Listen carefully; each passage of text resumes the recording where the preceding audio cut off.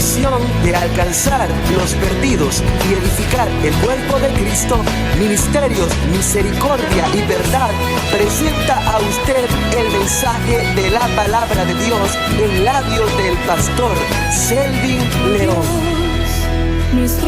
Acompáñenos. Amigo y Salvador. ¿Qué tal, hermanos, amigos? Bendiciones en Jesús. Estamos haciendo este video para Rafael Díaz. Él dice ser un predicador católico y misionero. A decir verdad, pido una disculpa a los católicos y en especial a ti, Rafael Díaz, porque hay pastores que realmente predican mal. Nos da tristeza ver que critican y no tienen sabiduría para hacerlo. Sin embargo, ustedes han respondido de la misma manera. Así que con educación yo quiero analizar algunas de las cosas que tú dices en tus videos. El Señor me ha llamado a servirle en su Santa Iglesia Católica como laico, como apologista, defensor de la fe, defendiendo toda herejía. Así es, Rafael Díaz. Tú defiendes las herejías, no todas, como tú dices, pero sí las de la Iglesia Católica, Apostólica y Romana. En las sectas cualquiera puede ser pastor, entre comillas. Si sabes hablar mal de la Iglesia Católica y pedir diezmos, tú calificas para ser pastor, entre comillas. Pero en la Santa Iglesia Católica no funciona así. El sacerdocio es un llamado de Dios, no cualquiera lo tiene. Sí, Rafael Díaz, en la Iglesia Católica solo algunos son nombrados sacerdotes en cuanto al predicar en una iglesia y ser encargado de ella todos los días. Sin embargo, en la Biblia, Dios da 5 ministerios a los que van a ministrar al cuerpo de Cristo, los que van a ser encargados de enseñar, de formar con la ayuda del Espíritu Santo. En Cristo, en el reino de Dios, todos los pecadores son llamados a participar del sacerdocio santo de Dios. Porque si bien es cierto que en el Antiguo Testamento los que estaban en el altar eran los sacerdotes, ahora en el Nuevo Testamento, en el nuevo pacto ratificado por la sangre de Jesús, todos los salvos son hechos sacerdotes.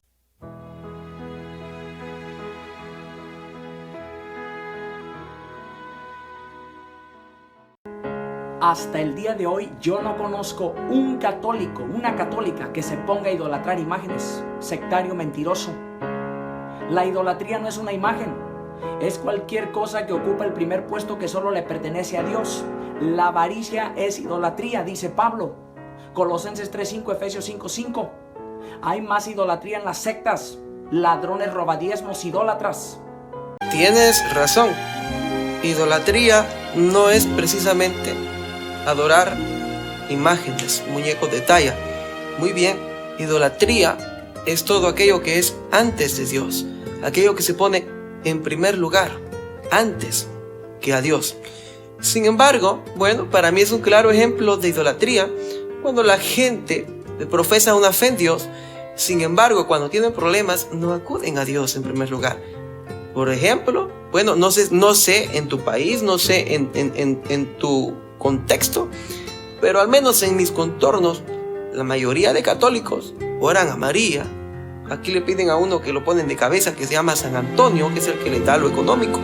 Bueno, en fin, tienen un santo para cada cosa. Entonces, ¿dónde está Dios?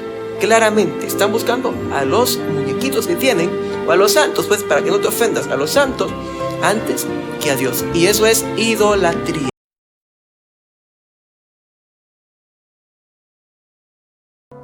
¿Que por qué tenemos imágenes y no las idolatramos?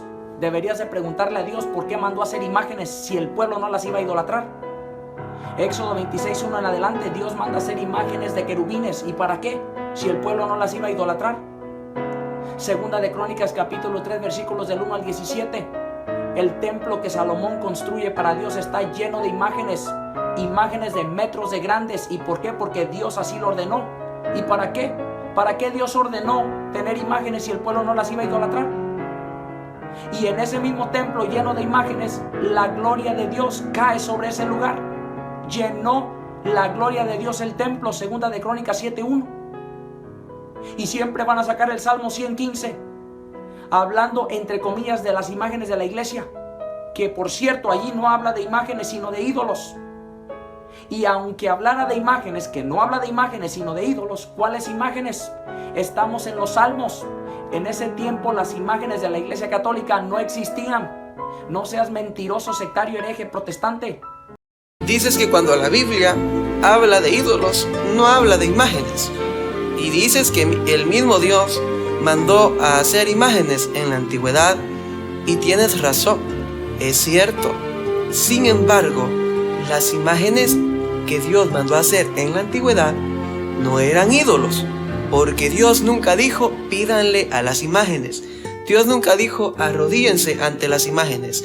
Dios nunca dijo veneren las imágenes. Esto es diferente a las imágenes de la Iglesia Católica. ¿Por qué?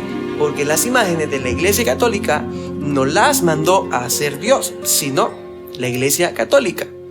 Además, a las imágenes de la Iglesia Católica se les pide, se les venera, se les rinde culto, se les inclina, ¿sí o no? No pongas un ejemplo que nada tiene que ver, porque en las imágenes que Dios mandó a hacer, nunca Dios dijo hínquense ante ellas. Y tú dirás, bueno, pero los judíos se hincaban ante el templo y se inclinaban en dirección al templo en Jerusalén. Es cierto, pero toma en cuenta que el templo en Jerusalén era la misma morada de Dios en la tierra, era la misma presencia de Dios en medio de su pueblo.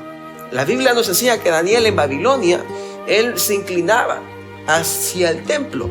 El Salmo 138 también habla de eso en cuanto a alabanza, correcto, pero la misma presencia de Dios, como la Biblia declara, habitaba allí. Entonces no era cualquier lugar y no se postraban ante cualquier cosa. ¿Acaso Dios dijo en las imágenes que hagan de Jesús, ahí está Jesús? Eso no es cierto. Ahora, en cuanto al culto a las imágenes, y dejemos a un lado la palabra adoración, porque ustedes dicen, no, es que no las adoramos, las veneramos, las qué sé yo. Pero, ¿qué dice Dios en su palabra? Éxodo capítulo 20 y versículo 4. No te harás imagen ni ninguna semejanza de lo que esté arriba en el cielo, abajo en la tierra o debajo de la tierra. No les rendirás culto ni te inclinarás ante ellas, porque yo soy Jehová tu Dios, Dios celoso, que visito la maldad de los padres a los hijos hasta la tercera y cuarta generación de los que me aborrecen, pero que hago misericordia a millares, a los que me temen y guardan mis mandamientos. Pero ¿entendiste bien esto? Dios no dice allí no les vas a adorar a las imágenes, no. Y no dice ídolos, dice imágenes. Simplemente el texto de parte de Dios es así: no te harás imagen de lo que está arriba en el cielo. Las Biblias en inglés no dicen sky, el cielo celeste que tú ves, sino heaven, el cielo espiritual, en donde está Jesús y los que han muerto en él. Amigo, el problema aquí no es adorarlas. La Biblia dice, no les rendirás culto. ¿Entiendes qué es eso? La gente dice, no, culto solo es venerar, es todo aquello que hace tener devoción a una imagen. Además, por si fuera poco, el texto dice, y no te inclinarás ante ellas. No has leído esa parte. El problema, repito, como ustedes siempre lo dicen, yo también se lo repito, no es adorar el problema. El problema es que Dios prohíbe hincarse tan solo o rendirle culto. ¿Entiendes eso? ¿Por qué nos ahogamos en un vaso con agua? La Biblia, repito, dice, no te inclinarás ante ellas, no les rendirás culto.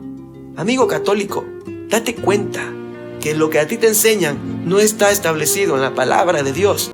Todos los protestantes vienen de Lutero, te guste o no. Antes de Lutero ya habían herejías. Estaba el docetismo, los valdenses, etcétera, etcétera. Pero esas herejías no tienen nada que ver con el protestantismo, porque los protestantes nacen 15 siglos después de Cristo. ¿Por medio de quién? De Lutero. Por lo tanto, el padre de todos los protestantes es Lutero. Así que tú eres un hijo de Lutero, te guste o no. Muy bien, Rafael Díaz. Ahora dices que los protestantes son hijos de Lutero, que vienen de Lutero. Bueno, es que para tu información, todo aquel que lee la Biblia termina siendo protestante de la iglesia contra la iglesia católica. Por si no lo sabías, protestantes hay antes de Lutero. ¿Nunca te contaron de John Wycliffe, al que llamaban el predicador de los pobres, porque predicaba el Evangelio de Jesús? Al poder él leer la Biblia a los que no podían pagar las costosas indulgencias de la Iglesia Católica para sacar las almas del purgatorio. ¿Nunca te contaron de John Huss, a quien años después que murió tu santa iglesia desenterró para quemar sus huesos en la hoguera? ¿Por qué? Porque supuestamente fue un hereje. No fue un hereje, fue uno que leyó la Biblia. Acordémonos que la Iglesia Católica prohibió la lectura de la Biblia a los laicos, a cualquier persona sencilla, simple. No podían, solamente la Biblia podía ser leída por los frailes, los monjes, los sacerdotes capacitados para ello. Pero no, siempre que alguien, aún antes de Lutero, John Wycliffe vivió mucho antes que Lutero, John Huss vivió antes que Lutero. Antes que Lutero había gente que protestaba, gente que no se acomodaba al sistema corrupto religioso de la Iglesia Católica Romana. Los protestantes, si tú quieres verlo desde un punto de vista religioso, muy bien, venimos de Lutero, porque en los tiempos de Lutero se dio la reforma más grande y no se ha terminado.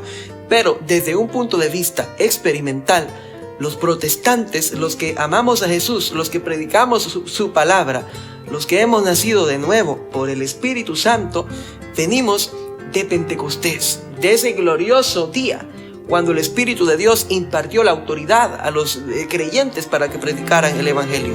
Porque la autoridad para predicar, te cuento que no viene de Roma, no viene de ningún hombre, no viene de ninguna denominación de este mundo, solamente viene del Espíritu Santo. Jesús dijo a los creyentes, a los que estuvieron con él después que resucitó, a los que tenían que predicar de Jesús, que no se moviesen de Jerusalén, sino hasta que fuesen investidos de poder desde lo alto. También Jesús dice: pero recibiréis poder cuando haya venido sobre vosotros el Espíritu Santo. Así que, repito, desde el punto de vista experimental, todos los que amamos a Jesús, todos los que hemos sido nacidos del Espíritu, venimos de Jesús. Somos bautizados por un mismo Espíritu en el cuerpo de Cristo. Mentira de la Iglesia Católica, que nosotros venimos de Lutero. Sí, bueno, porque la reforma no ha cesado, pero ¿acaso nosotros creemos lo mismo que Lutero? No, tenemos diferencias, porque nosotros somos regidos no por un hombre como ustedes, sino por la santa palabra de Dios. ¿Y qué sinvergüenza eres? Ahora tu secta es la que nace el día de Pentecostés. Déjame te digo que la iglesia que nace el día de Pentecostés es la iglesia que estaba en compañía de María, la madre de Jesús. Hechos capítulo 1, versículo 14. ¿Tu secta está acompañada de María? Por favor, Rafael Díaz, esto es una manipulación. Estás diciendo que la iglesia verdadera, la iglesia que nace en Pentecostés, es la iglesia que está en compañía de María, por el solo hecho de que María estaba en el aposento alto cuando el Espíritu de Dios fue derramado. Eso es una manipulación, porque ¿qué tiene que ver que María estuviera allí con el que la iglesia tenga que tener a María presente como la Madre de Dios o como digna de reverencia? La Biblia dice en Hechos capítulo 1, versículo 14, que los creyentes perseveraban unánimes en oración y ruego con las mujeres y con María, la madre de Jesús, y con los hermanos. No solamente con María, sino con los otros hijos de María y con las otras mujeres. Bueno, entonces veneren a María Magdalena, veneren a las otras mujeres, porque la iglesia tiene que estar en compañía de ellas, ¿no? ¿Sabes algo, Rafael Díaz? Esto es absurdo. La iglesia no nace por la compañía de María, sino por la compañía del Espíritu Santo de Dios, al cual buscaba María. ¿Sabes qué, Rafael Díaz? Dice la Biblia en San Juan capítulo 14 y versículos 15. Jesús habló: si me amáis, guardad mis mandamientos, y yo rogaré al Padre, y os dará otro consolador, para que esté con vosotros para siempre, el Espíritu de verdad, al cual el mundo no puede recibir porque no le ve ni le conoce, pero vosotros le conocéis porque mora con vosotros y estará en vosotros. No os dejaré huérfanos, vendré a vosotros. ¿Sabes qué significa esto, Rafael Díaz? Que Jesús, para no dejarnos huérfanos, no nos dejó a María, nos dejó al Espíritu Santo. No somos huérfanos, no porque tenemos a María por madre, porque en ninguna parte de la Biblia dice eso, sino que no somos huérfanos porque tenemos al Espíritu Santo en nosotros. La Biblia le llama el espíritu de adopción, porque cuando el Espíritu de Dios viene a nosotros, somos pasados a ser hijos de Dios. Somos hijos de Dios, no de María. María es nuestra hermana en Cristo y va a resucitar cuando Jesús venga y los muertos en Cristo sean levantados. No le mientan al pueblo. Déjame te digo que la iglesia que nace el día de Pentecostés es la iglesia que partía el pan todos los días. Hechos capítulo 2 versículo 42 en adelante. ¿Tu secta parte el pan todos los días? Y perseverando unánimes cada día en el templo y partiendo el pan en las casas, comían juntos con alegría y sencillez de corazón. Ahora, ¿tú quieres darnos a entender que la iglesia católica es esa? ¿Acaso la iglesia católica parte el pan en las casas día tras día? Es más, las misas, al menos en donde yo vivo, no se hacen todos los días. No sé qué tú tratas de decir con eso que dices. La iglesia que nace el día de Pentecostés es la iglesia que tiene a María como madre. ¿Por qué? Porque Jesús nos la dejó en la persona de Juan 19:27. La iglesia que nace el día de Pentecostés es la iglesia que Jesucristo fundó, Mateo 16:18, y esa iglesia es la Santa Iglesia Católica y Apostólica. Así que no seas mentiroso, sectario. ¿Quién dice que Jesús nos dejó una madre en María, en la persona de Juan? Por favor, eso es manipulación, es sacar el texto para dar una interpretación muy propia de la iglesia católica. Cuando Jesús le dice a Juan, he aquí tu madre, y dice a su madre, mujer, he aquí tu hijo, está dando a entender que Juan cuidaría de María después de la muerte y resurrección de Jesús. Porque la historia registra que María vivió en Éfeso con Juan los últimos años de su vida. Murió en Éfeso. No está diciendo Jesús que María es la madre de la iglesia. Simplemente María fue encomendada con Juan como su madre. Es lo que Jesús está diciendo. No saquen la Biblia de contexto. O sea, no digan lo que la Biblia no dice. Ahora bien, Jesús no dejó una madre en María para la iglesia. Es más, si hablamos con base bíblica, sí, la iglesia tiene una madre. ¿Y quieres saber quién es la madre de la iglesia? Porque María no es. Dice Gálatas capítulo 4 y versículo 26. Mas la Jerusalén de arriba, la cual es madre de todos nosotros, es libre. Si tenemos una madre, es la Jerusalén celestial, no María. María es nuestra hermana en Jesús. Es una hija de Dios, no la madre de Dios. Ella es un vaso a quien Dios usó. Ella es una mujer santa que va a resucitar cuando Jesús venga y va a participar de la gloriosa eternidad con Jesús.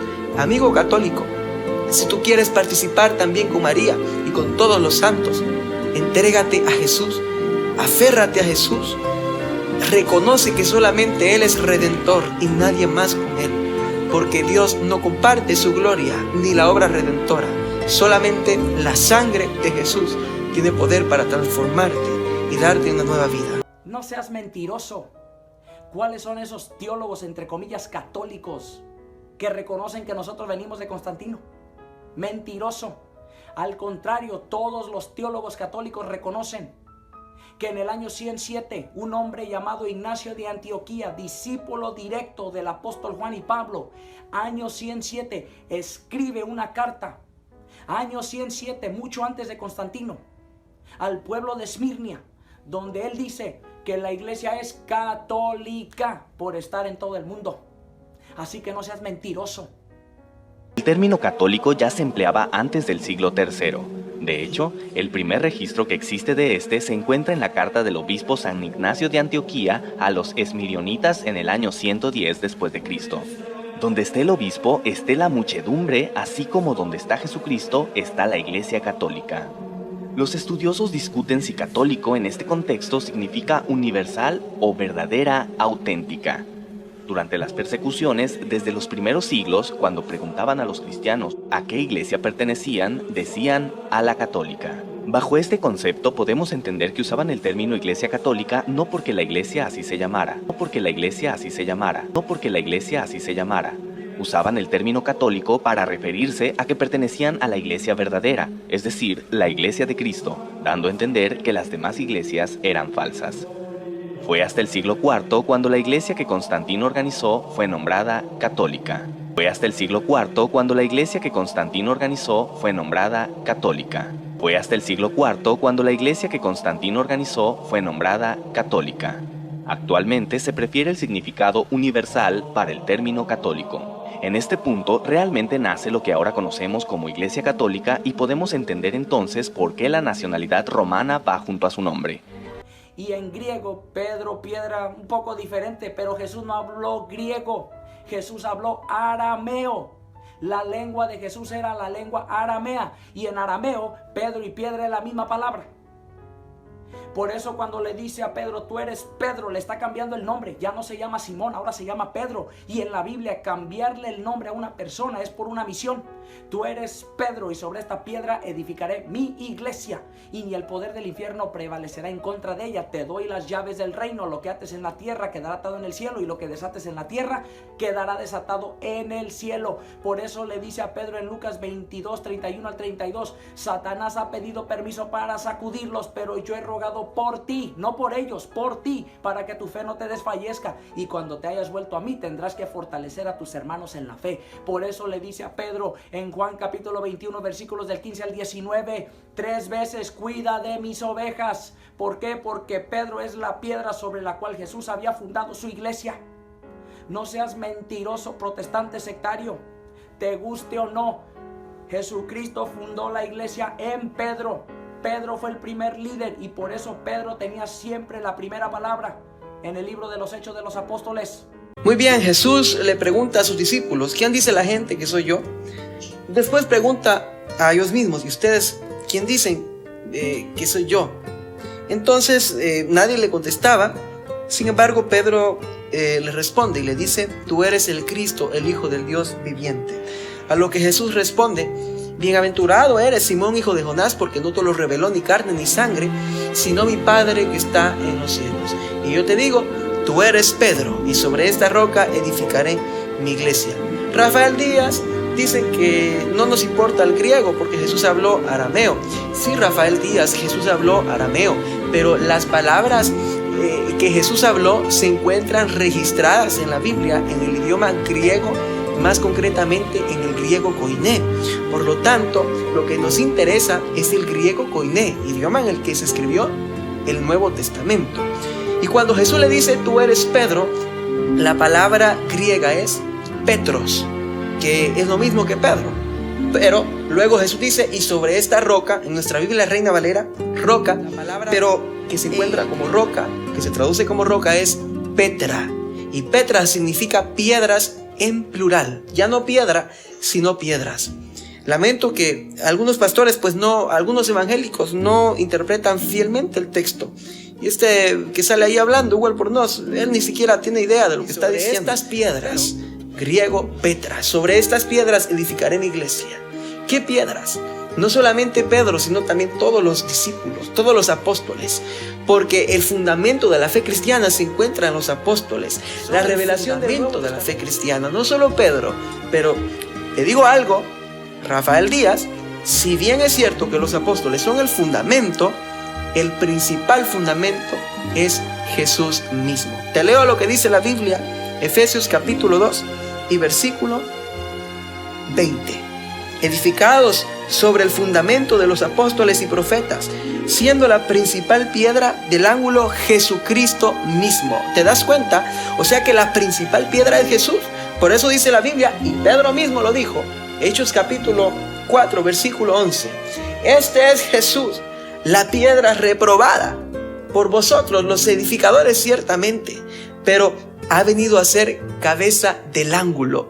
Versículo 12. Y en ningún otro hay salvación, porque no hay otro nombre bajo del cielo dado a los hombres en quien podamos ser salvos. Por eso Jesús es la principal roca. Jesús mismo es la roca de los siglos. Él es la primera piedra, luego el fundamento de los apóstoles, y luego nosotros mismos también como piedras, porque somos un edificio santo en el Señor, como dice Pablo aquí en Efesios capítulo 2 y versículo 21 y 22. Ahora bien, Esto lo confirmo. Escucha lo que dice el apóstol Pedro acerca de los creyentes, todos nosotros. Primera de Pedro, capítulo 2. Bendito sea Dios. Y mira cómo dice el versículo 5. Vosotros también, como piedras vivas, sed edificados, es lo que estoy hablando, como casa espiritual y sacerdocio santo, para ofrecer sacrificios espirituales aceptables a Dios por medio de Jesucristo. No por medio de ningún santo de tu llamada iglesia católica, sino por medio de Jesús el Cristo. ¿Quién te ha dado a ti, sectario hereje, la autoridad de mandar a la gente al infierno? El único que tiene la autoridad de mandar al infierno es Dios, y aún así Él no nos manda. Somos nosotros quienes escogemos ir al infierno. ¿Qué dice Mateo capítulo 10 versículo 28? Temed a aquel que puede mandar el alma y el cuerpo al fuego. ¿Y quién es aquel? Dios, no un demonio disfrazado de pastor. Ningún idólatra entrará al cielo. Tienes razón. Por eso es que ningún protestante entrará al cielo mientras permanezca en esa mafia llamada el protestantismo. Nosotros no podemos condenar a la gente porque no somos Dios. Sin embargo, sí podemos condenar o salvar en el sentido de manifestar la predicación del evangelio, de la verdad, del perdón de pecados y de la vida eterna. Jesús dice a los creyentes en Juan capítulo 20 versículo 22: y habiendo dicho esto, sopló y les dijo: recibid el Espíritu Santo. A quienes remitiereis los pecados, les son remitidos, y a quienes se los retuviereis, les son retenidos. Significa que una vez que ellos tienen la unción, el soplo del Espíritu para predicar, ellos pueden salvar a la gente por el mensaje, o pueden retener la salvación para que no se arrepientan al no conocer ellos la verdad de Dios. Por eso dice la Biblia en Gálatas capítulo 5 y versículo 19: y manifiestas son las obras de la carne, que son adulterio, ojo, fornicación, inmundicia, lascivia, idolatría. Versículo 20: hechicerías, enemistades, pleitos, celos, iras, contiendas, disensiones, herejías, envidias, homicidios, borracheras, orgías y cosas semejantes a estas. Oye bien, acerca de las cuales os amonesto, como ya os lo he dicho antes, que los que practican tales cosas no heredarán el reino de Dios. Los idólatras no heredarán el reino de Dios. Entiende esto. No podemos condenar por nuestra propia voluntad, pero podemos predicar la verdad y podemos hacer que la gente se salve, o podemos condenarlas enseñándoles el error. La Iglesia Católica Romana está condenando miles de almas por enseñarles el error, a confiar en imágenes de talla. Si Dios no tiene madre, entonces Jesús no es Dios, y eso es antibíblico. ¿Qué dice Isaías capítulo 7 versículo 14? La mujer está encinta y dará a luz un hijo, al que pondrán por nombre Emmanuel. ¿Y qué quiere decir Emmanuel? Dios con nosotros. Por lo tanto, Jesús es verdadero Dios y verdadero hombre. No podemos dividir a Jesús. Por lo tanto, María es madre de la segunda persona de la Trinidad, o sea, Jesucristo. Y Jesucristo es verdadero Dios, verdadero hombre. Por lo tanto, María es madre de Dios. Isabel reconoció esto. ¿Qué dice Isabel? En Lucas capítulo 1 versículo 43, cuando María toca la puerta de su casa: ¿quién soy yo para que venga a verme la madre de mi Señor? Señor con S mayúscula, porque Jesucristo es Dios. El texto griego dice Kyrios, o sea, Señor. ¿Quién soy yo para que venga a verme la madre de mi Señor? Porque María es madre de Dios. Por eso es que María dice en Lucas capítulo 1 versículo 48: de ahora en adelante todas las generaciones me llamarán dichosa. ¿Y por qué van a llamar a María dichosa? Por las cosas grandes que Dios ha hecho en ella. ¿Y cuáles?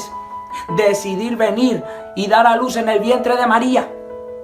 Por lo tanto, María es madre de Dios, madre de la iglesia. Y si María es un simple vaso que Dios usó para traer a la tierra, escucha bien, protestante, María es ese vaso santo que Dios usó para traer a Jesús a la tierra. Dios hecho hombre. Eso es una manipulación.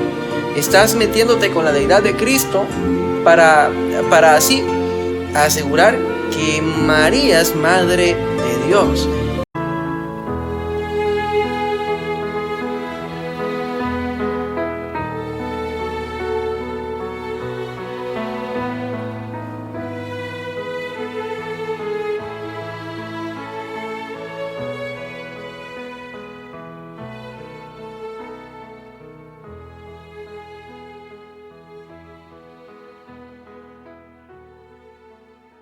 Jesús es hijo de María, en el sentido de que Él se despojó de la deidad, no dejando de ser Dios, sino no haciéndose Él mismo como Dios. Dice la Biblia en Filipenses capítulo 2, versículo 5. Haya pues en vosotros este sentir que hubo también en Cristo Jesús, el cual siendo en forma de Dios, no estimó el ser igual a Dios como cosa a que aferrarse, sino que se despojó a sí mismo, tomando forma de siervo, hecho semejante a los hombres, y estando en la condición de hombre, se humilló a sí mismo, haciéndose obediente hasta la muerte y muerte de cruz. Aquel que Dios se despojó de su deidad, repito, no dejó naturalmente. Jesús siempre habló de su Padre celestial y no de su Madre terrenal, que solo fue un medio por el cual Él nació en el mundo. Es más, Jesús en la Biblia no le llama madre a María, sino mujer. ¿Se recuerdan de Juan capítulo 2 y versículo 4? María llega con Jesús porque resulta que se acaba el vino. ¿Y qué le dice Jesús a María? ¿Qué tienes conmigo, mujer? Mi hora no ha llegado. No le llamo madre. Cuando Jesús está en la cruz y dice a María, mujer, he aquí tu hijo, por el apóstol Juan. Y a Juan le dice, he aquí tu madre. Jesús llama no madre a María, sino mujer. Es más, Jesús reprende a los que quieren elevar a su madre por el título de madre. O sea, a los que quieren exaltar a María. Mira, la Biblia dice, Lucas capítulo 11 y versículo 27. Escucha cómo dice la Biblia. Mientras él decía estas cosas, Jesús, una mujer de entre la multitud levantó su voz y le dijo, el vientre que te trajo y los senos que mamaste. Y él dijo, antes bienaventurados los que oyen la palabra de Dios y la guardan. Alabado sea Dios. ¿Te das cuenta? Jesús nunca elevó a María por el título de madre. Simplemente fue un vaso que Dios usó para la gloria suya. Dice también Lucas capítulo 8. Mucha atención. Lucas capítulo 8 y versículo 19. Entonces su madre y sus hermanos vinieron a él, pero no podían llegar hasta él por causa de la multitud. Y se le avisó diciendo, tu madre y tus hermanos están fuera y quieren verte. Él entonces respondiendo les dijo, mi madre y mis hermanos son los que oyen la palabra de Dios y la hacen. Amigo católico, ¿quieres participar de la familia de Dios? ¿Quieres que Jesús sea tu hermano mayor?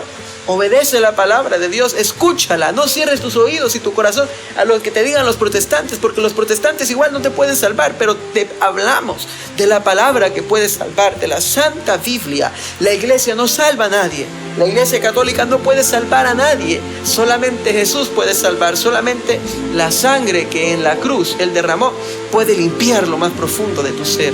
Cristo te ama. Rafael Díaz, arrepiéntete y acude a Jesús. Aparte de mentiroso, también burro. Como ya no tienes nada que decir con la Biblia, ahora te pones a hablar con tu criterio. El católico es católico y sigue siendo borracho, mentiroso, etcétera, etcétera, lo que tú quieras. ¿Quién son esos católicos? Yo he estado predicando en tantos lugares.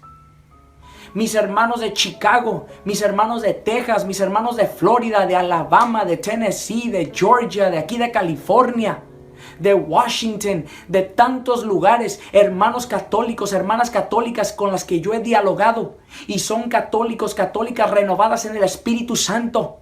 Son católicos, católicas que han nacido de nuevo, Juan 3:3, que aman el Evangelio, que dan su vida por el Evangelio.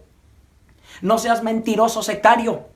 El católico que es tocado por el Espíritu Santo cambia de vida, deja el pecado y se vuelve al Señor, busca al Señor, vive la vida en el Espíritu. Así que no seas mentiroso, sectario, hereje. Tantas personas católicos, católicas que me escriben de México, Guatemala, El Salvador, Honduras, Suramérica, de tantas partes, son católicos, católicas renovadas en el Espíritu Santo. Caminan con el Señor, aman al Señor, dan su vida por el Señor, dan su vida por la iglesia. Sacerdotes santos que conozco que dan su vida por el Evangelio. Somos católicos renovados en el fuego del Espíritu Santo. Hay poder en el nombre de Jesús. Así que no me vengas con tus tonterías, protestante, sectario, hereje, mentiroso. Los católicos somos de Cristo. Los católicos estamos llenos del poder del fuego del Espíritu Santo. No es cuento, no es cuento. Los católicos son católicos y el gran porcentaje de católicos profesan una religión, pero por su mismo credo, o más bien por su misma profesión de fe, ellos no evidencian una vida santa. Tú preguntas, ¿qué católicos? Bueno, por lo menos los católicos se van para la feria ahí en el parque, aquella fiesta grande, todo el mundo tomando, las chicas bravas de las cervezas, ¿no? Semidesnudas, y todos festejando el pecado. Eso es normal. Disculpa que te lo diga, Rafael Díaz. Tú conoces quizá católicos conservados. Está bien, no te niego que ellos son personas que quieren quizá hacer la voluntad de Dios, pero en realidad la Iglesia Católica no impacta ningún pueblo, ninguna sociedad, porque no hay un mensaje de transformación, no hay un mensaje cristocéntrico, solo hay pura mentira, mentira y mentira. Por eso la gente no puede cambiar, Rafael Díaz.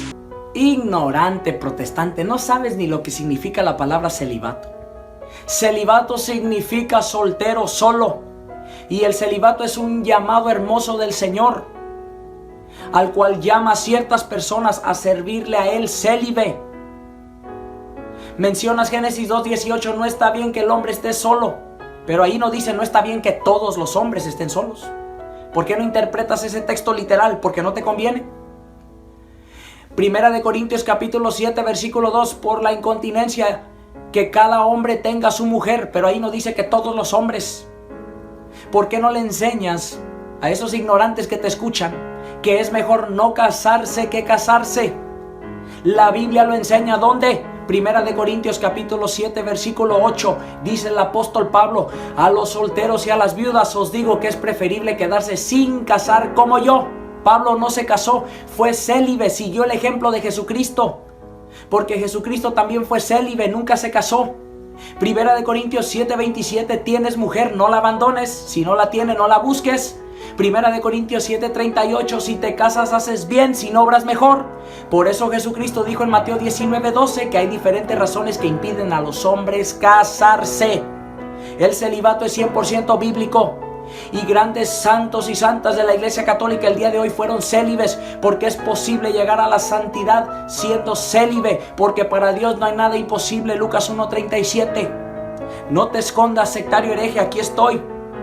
Seguiremos defendiendo la fe de la Iglesia Católica, porque nada podrá destruir a la Iglesia Católica, ni tú ni ningún hereje, porque la Iglesia es de Cristo y la Iglesia es pilar y fundamento de toda verdad. Primera de Timoteo 3:15, y los cimientos de la Iglesia son los mismos apóstoles. Efesios 2:20. Viva la Santa Iglesia Católica, viva María. Católico, no te dejes confundir por ninguno de estos protestantes hijos de Lutero, herejes, que solamente tienen odio contra la Iglesia, pero no podrán destruirla. Te ha hablado tu servidor Rafael Díaz, predicador católico, apologista, defensor de la Iglesia Católica. Que Dios te bendiga grandemente y adelante en esto que es la defensa de la fe. Dios llama a ciertas personas a servirle célibes, no a todos los que quieren predicar. Corintios capítulo 7 versículo 7. Quisiera más bien, dice Pablo, que todos los hombres fuesen como yo, pero cada uno tiene su propio don de Dios, uno a la verdad de un modo y otro de otro. Digo pues a los solteros y a las viudas, que bueno les fuera quedarse como yo, pero si no tienen don de continencia, cásense, pues mejor es casarse que estarse quemando. Así que es para los que tienen el don especial de Dios. Pablo dice tenerlo, otros no lo tenían. Marcos capítulo 1 versículos 30 en adelante nos cuenta que Jesús sana a la suegra de Pedro, la cual tenía fiebre. No tenemos derecho de traer con nosotros una hermana por mujer, como también los otros apóstoles y los hermanos del Señor. ¿Y Cefa? Los demás apóstoles eran casados, mi amigo. Los hermanos del Señor y Cefas. Cefas es del arameo que significa Pedro. Aquí está hablando del apóstol Pedro. Pedro, amigo mío, era un hombre casado.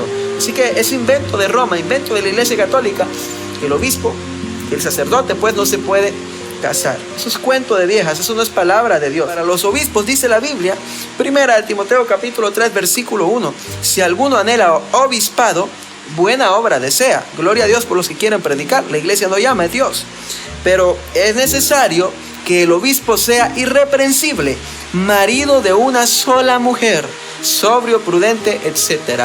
Tiene que ser marido de una sola mujer. En otras palabras, el obispo, el ministro, puede ser casado. Eso de que es mentira, de que no debe ser casado, de que se le prohíbe por obligación, o sea, la obligación de permanecer célibe, es doctrina de demonios. Dice la Biblia, ya la Biblia hablaba de eso. 1 Timoteo capítulo 4, versículo 1. Pero el Espíritu dice claramente que en los postreros tiempos algunos apostatarán de la fe, escuchando a espíritus engañadores y a doctrinas de demonios, por la hipocresía de mentirosos que, teniendo cauterizada la conciencia, prohibirán casarse y mandarán a abstenerse de alimentos que Dios creó. ¿Te das cuenta? El obligar a alguien a que no se case es doctrina de demonios, porque solo Dios puede entregar el don a los hombres. ¿Cómo es eso de que todos los que quieran participar de tal cosa, de tal privilegio en la iglesia, no se pueden casar? Eso es invento de la iglesia católica romana, mi amigo, no es palabra de Dios.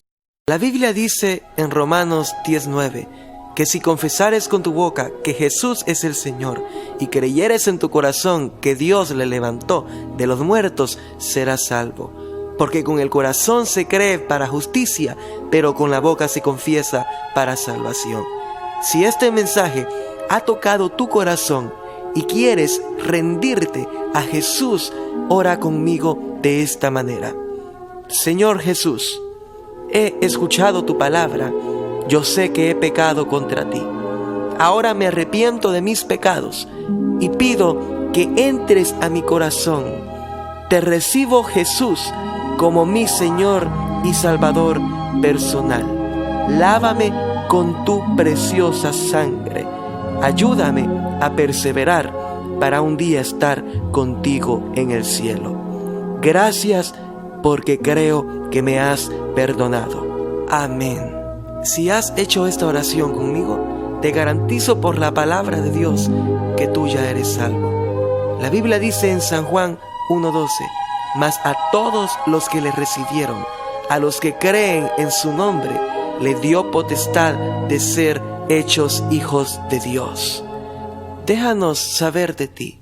Puedes comunicarte con nosotros en Guatemala al número 32 43 87 73.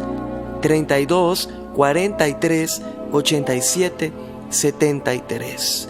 O puedes escribirnos a nuestra página de Facebook Ministerios Misericordia y Verdad. Será un gusto leerte. Que Dios te bendiga. Visítenos, Iglesia Misionera en Jacoré, barrio La Fragua, Zacapa, calle principal, atrás de Depósito Varillas. Servicios de viernes a miércoles, 7 p.m. Será un gusto recibirle.